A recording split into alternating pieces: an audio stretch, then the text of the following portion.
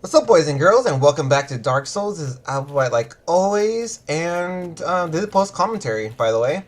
Um, when I recorded this episode, I forgot to press uh, or start my recording, so basically everything that I recorded live is gone.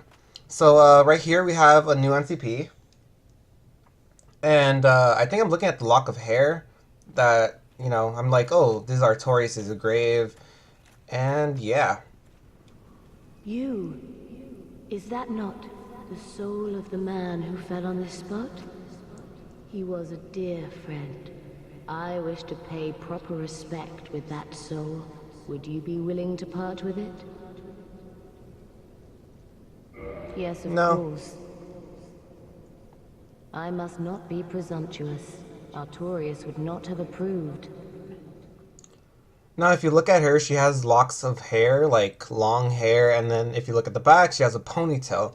Now, I think I was making a point about how this character is actually a female, but I'll prove that a little bit later. Something else? Have you changed your mind? No, I They have haven't no changed my business mind. with me. Alright, so I feel really bad about this, but I actually wanted her gear, and the only way to get it is by killing her, so I initiated the fight by hitting her a couple times. Now this is Blade Lord Siren, and she uses, I think they're dagger weapons. It's called the Silver Tracer and the Gold Tracer. One inflicts bleeding while the other one inflicts poison. And they're really fast movements. They're pretty easy to dodge. I mean, not dodge. They're easy to block with your shield. Just they don't take up too much in stamina.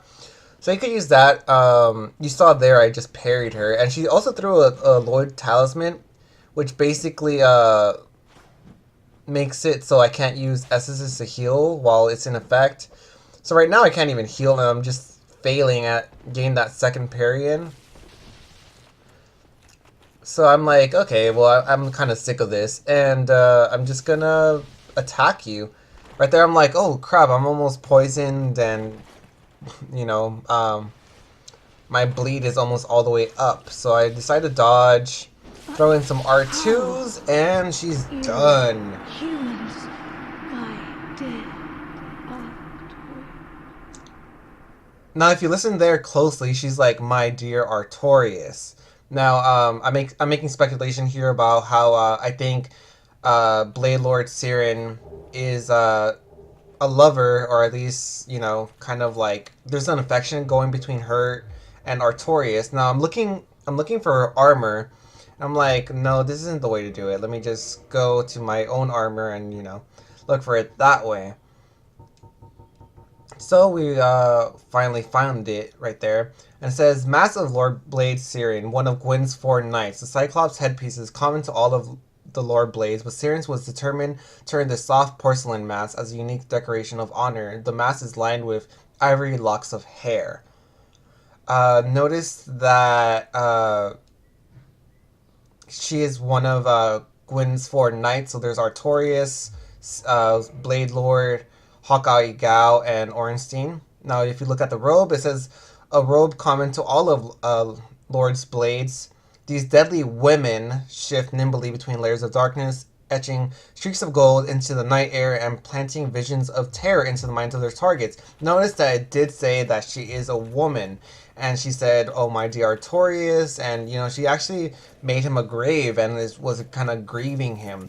So I think there's definitely some sort of relationship between the two.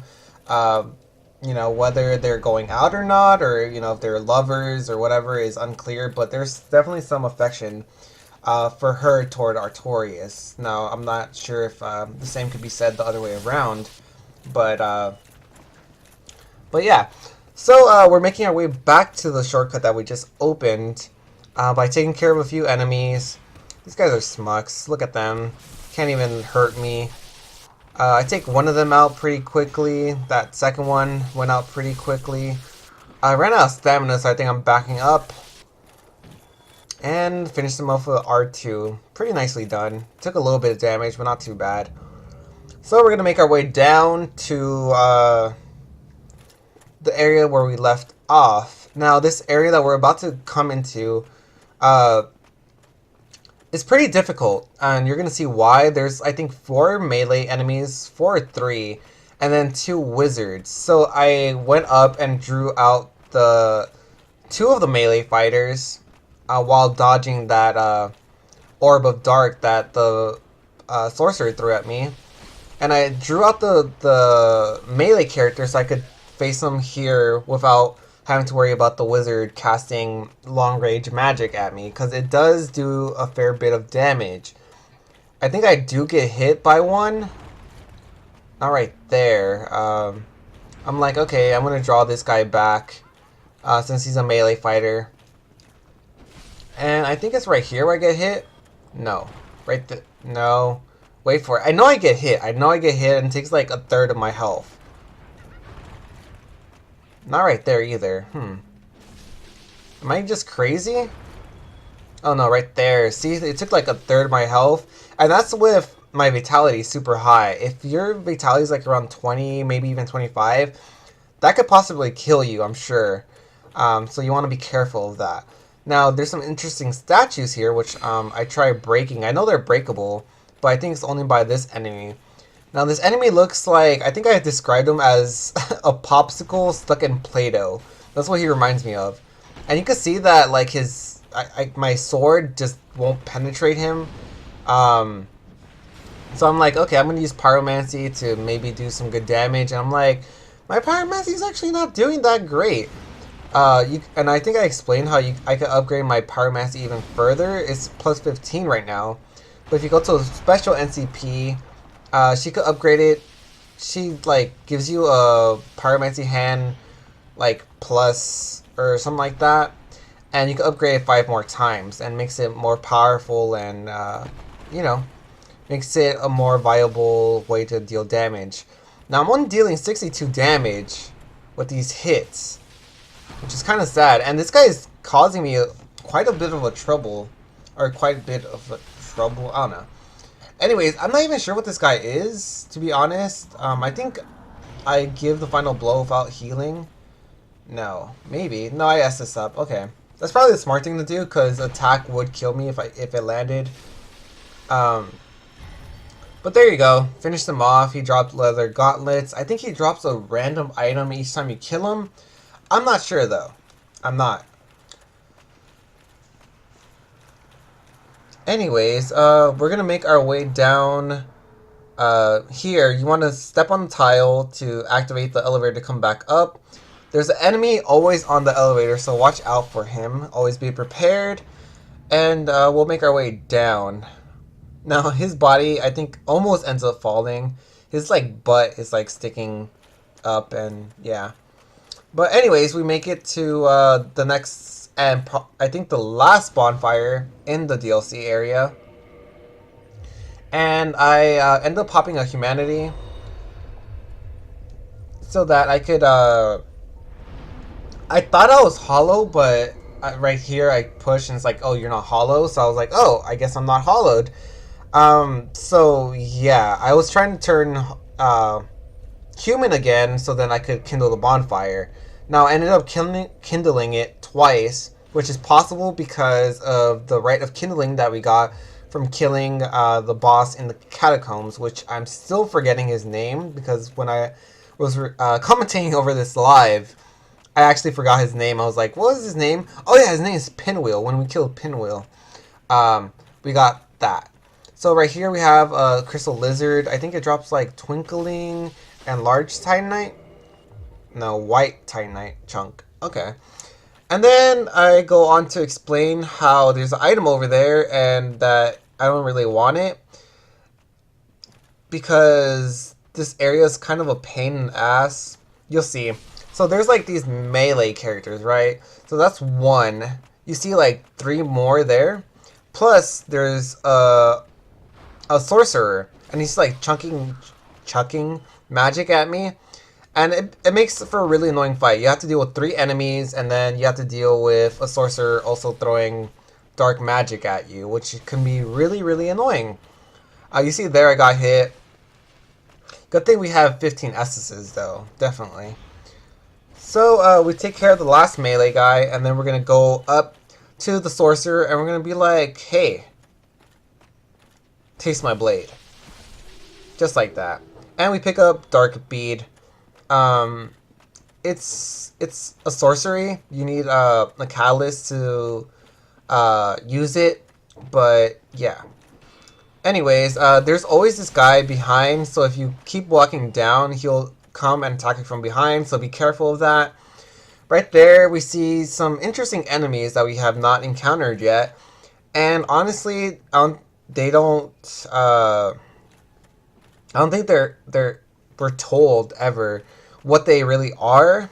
My guess is that they're like kind of like humanity. They remind me a lot of like what a humanity shard looks like, and they have eyes, so it makes me think of a person. Now right there you saw that I walked onto a platform and it drops you. The drop does not hurt you, and we also saw Avina, the cat that we met at that one forest place. I can't remember the name exactly. And basically if you follow her, it leads you to almost like a special event, I would say. Yeah, basically like a special event. It's totally optional, you don't need to do this, but I think it's a really cool story bit, if anything else. And it could also help you with the final boss that we're going to encounter in the DLC area. And I mean final boss as in story. There's also one optional boss that you could fight in this area, but you know, it's like I said, it's optional, it's not part of the story. So it's not necessarily like, I wouldn't consider him the final boss. So there's that. So Avina leads you to this wall, like right in front of me, and all you have to do is hit it. I kicked it because I wanted to be cool. And in this room, we find a very familiar face. Now, if you remember a few episodes back, where we fought Sith, the great gray wolf, the giant wolf with the giant sword in his mouth. Right here we find him. Obviously he's not as big, he's like a puppy basically, and right, you can see like there's like this circle around him, right? There's this circle around him, it's kind of glowing, and I'll tell you right now, that's a barrier to protect him from the evil humanity monsters. As you can see right there, it demonstrates, like, you see it's like almost like a block. It's just like do because Sith is protected. Now, what you want to do is you want to clear out the room of these humanity enemies. I pushed that one right off the edge, and the seal becomes undone, as you'll see right now.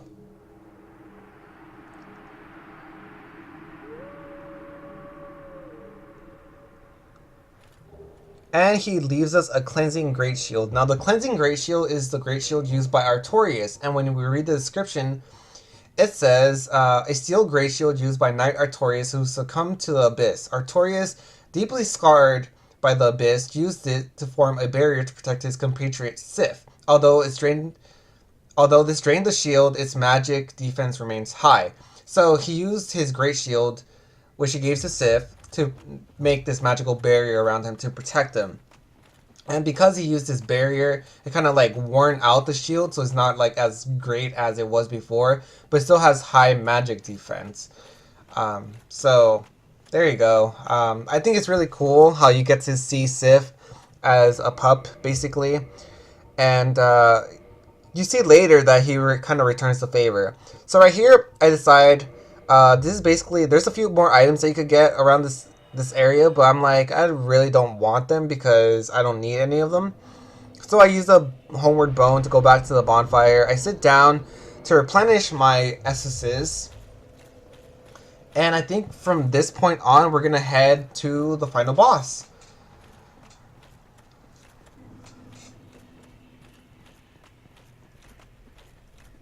So we're heading to wait, I went back to the bonfire. Oh, okay.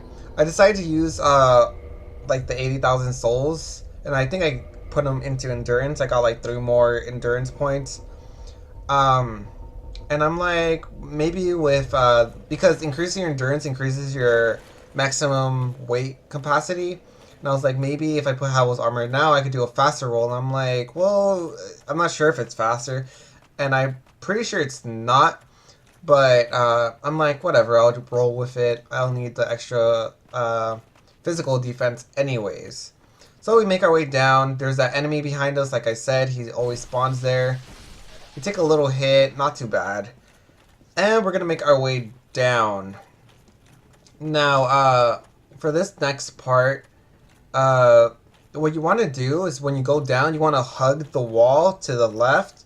And it's because there's a wizard right there in the far side. And if you hug the wall, when he tries using his sorcery on you, it'll just hit the wall instead of aiming at you.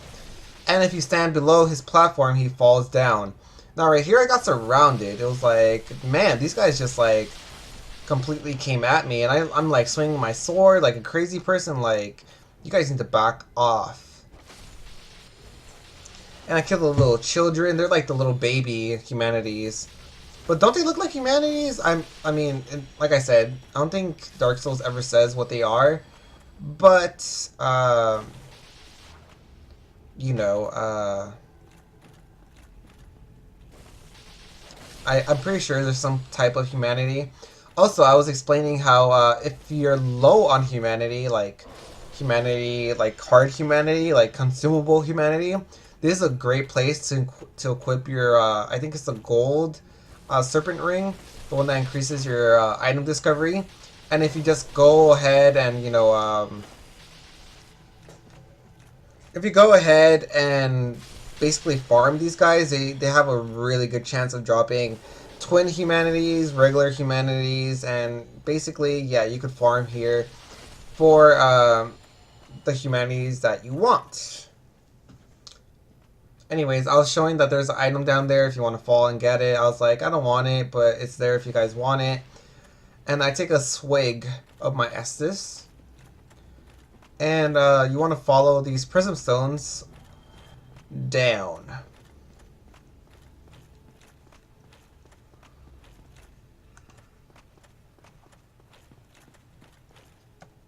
Now I'm going to show off this item. I was like, it's easy to get, so I'll show it off. But under the bridge, there's twin humanities that you can easily get. It's pretty easy to miss because it's like under and you usually don't check what's behind you. Now to the right here, there's a important item that you might want if you have, I think, a magic weapon or something along those lines. Because this item you need to make a +10 magic weapon. So it's the, I think it's the white Titanite slab. I think it's used for magic weapons. I'm not sure, and I didn't check during the video. So, you know, if you're making that type of weapon, you need a slab to make it +10. Or, in my case, you know, a lightning weapon +5. Back here, there's some humanity monsters. I take them out really quick.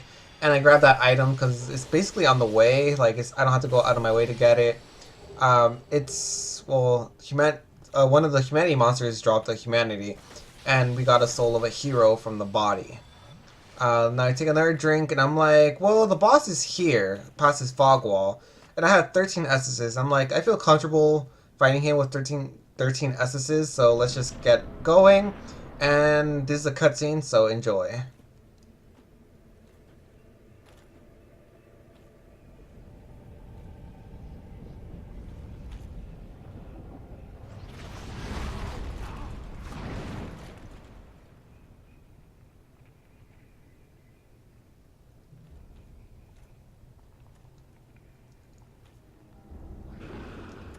Now here we go.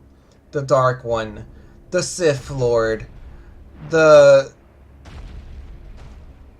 Destroyer of Worlds.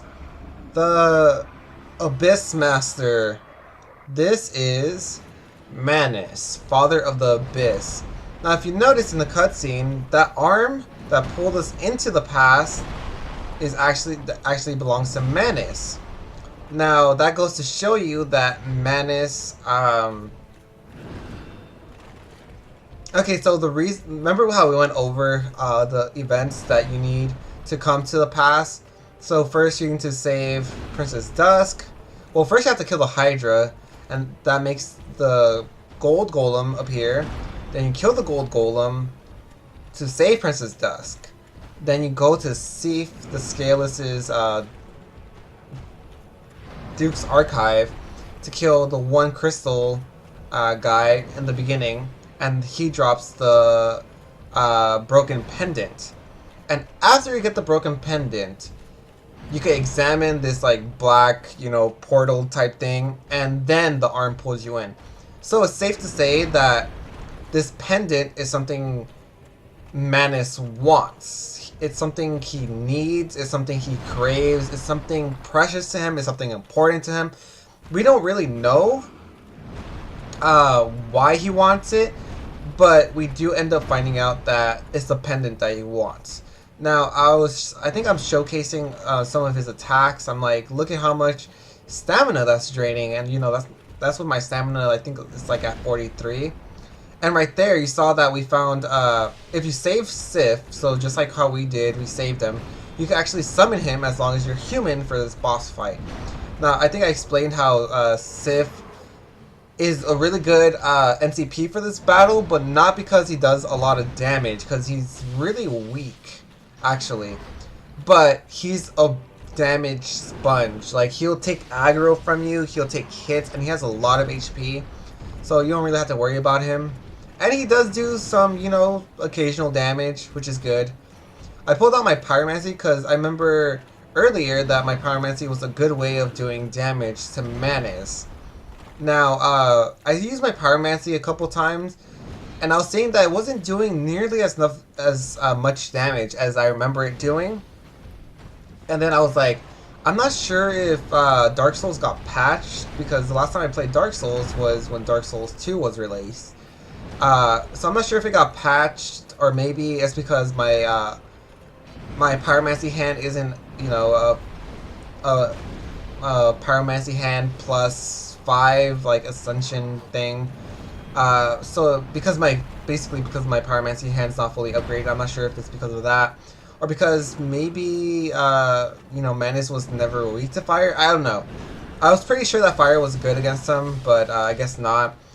Also, I point out that my weapon isn't doing too much damage either. I'm only getting like 100 damage off of Manus with my lightning sword. So either he's resistant to lightning, or maybe he just has high defense or something like that. I'm not entirely sure. Right there, I get caught in his combo, but because of my high endurance, I'm able to shield it off. So that's good.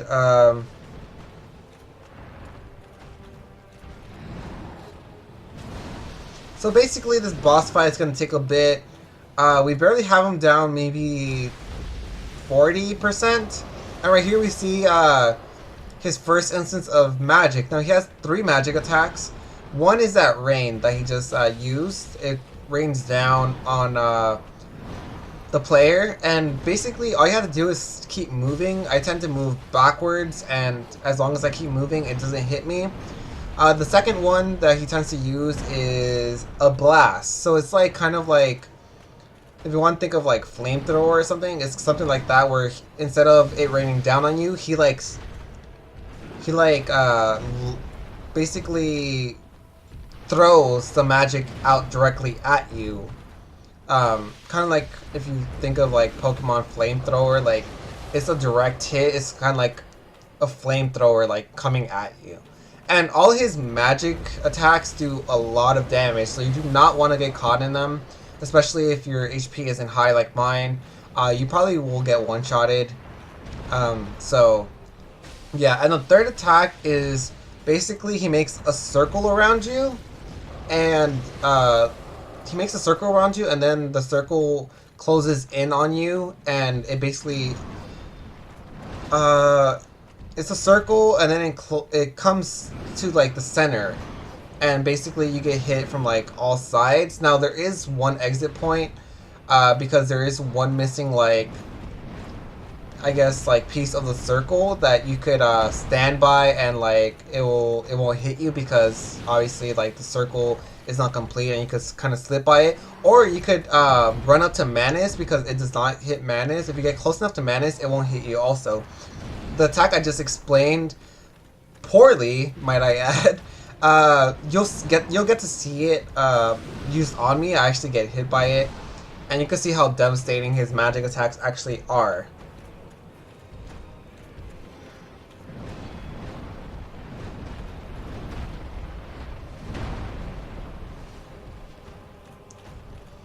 So the fight's progressing, and I think I get a little bit impatient. I'm like, okay, he's almost dead. Start dealing some more damage.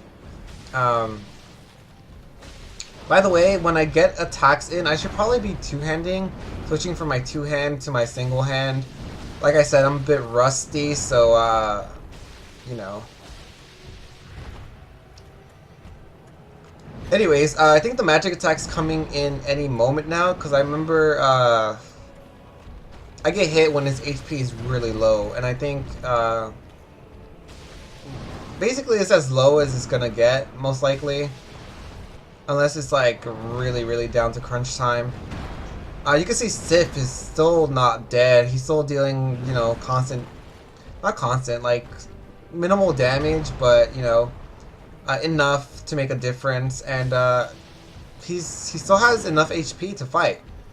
So that's pretty cool. So yeah, he's down to like 5% maybe, and I think he's gonna pull out his magic pretty soon. The one that I failed to explain. Once you see it visually, I think it's gonna be a lot more clear what I mean, and I think it's right here. Yeah. So he makes the circle around us, and it kind of just comes in, and you can see it takes like 75% of my health.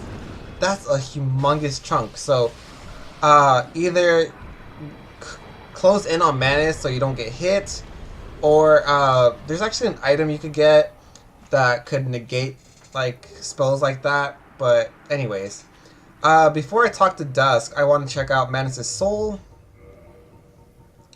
and I do so right now. Looking through. So it says, Soul of Manus, Father of the Abyss. This extraordinary soul is a vicious, lukewarm lump of gentle humanity. Ancient Manus was clearly once human, and he was the father of the Abyss after his humanity went wild, eternally seeking his precious broken pendant. So we know two things. Manus was human, and he became the father of the Abyss once his humanity went wild.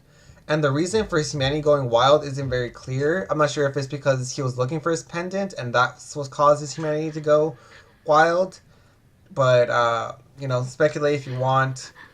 And like I said, he was looking for his pendant, which is the reason why we got sucked into this world in the first place. Now, we talked to Dusk, and she doesn't say anything. She just, like, moans. And then I think I make a point to how in Dark Souls 2... Wait. Before I go on, this is a Dark Souls 2 spoiler, so if you don't want to hear it, make sure to stop listening right now. Because I'm basically going to end the episode. There's nothing much I'm going to do, so you can end the episode right here. I'm going to talk a little bit about Dark Souls 2 and Dark Souls 1, and some connections that I think exist. So if you look at Nassandra, which is the Queen of Drang Lake in Dark Souls 2, she looks awfully, awfully close to Dusk. Now, I didn't realize that Dusk actually stays in the Abyss after you defeat Manus, and from what we know, Nassandra is actually a fragment of Manus that manifested into a human form. And it manifested to a human form, and the form it took was something that closely resembled Dusk. Now, I'm not sure if Dusk staying in the Abyss after you save her has anything to do with Nassandra looking like her or whatever, but if you guys have any speculation, if you guys want to discuss that in the comments, make sure to leave a comment and maybe you and me can have a discussion about this. But that's all speculation. You know, they look alike. They definitely look alike, and maybe because Dusk was in the Abyss, maybe that's the reason why Nassandra chose to, you know, whatever, look like her. And right now we're gonna warp to Ulusil Sanctuary, where we're gonna talk to Elizabeth the Mushroom, and we're gonna end the episode right after that. So this is where I'm gonna end. So I post commentated this for you guys, so I hope you enjoyed. Make sure to leave a like and or share the video if you. Thou hast rescued Princess Dusk and rid us of that terrible primeval human, even halting the spread of the abyss. I salute the grandeur of thine enterprise. Please allow me to express my gratitude. I thank thee, as do we all. So like I was saying, leave a favorite if you like the video. Comment down below, subscribe to my channel if you want to see more of my Dark Souls walkthrough. Until next time, boys and girls, thank you so very much for watching. I hope you're having a fantastic day, and I'll see you all later. No one will Johnny! sing thy praises, but yet thy greatness shall live on, for it shall be my purpose to remember all thou hast done for us. May the flame... What is thy... Was thine eye glancing hither? Thou needst not hide thy wonder. I am a mushroom, after all. May the flame...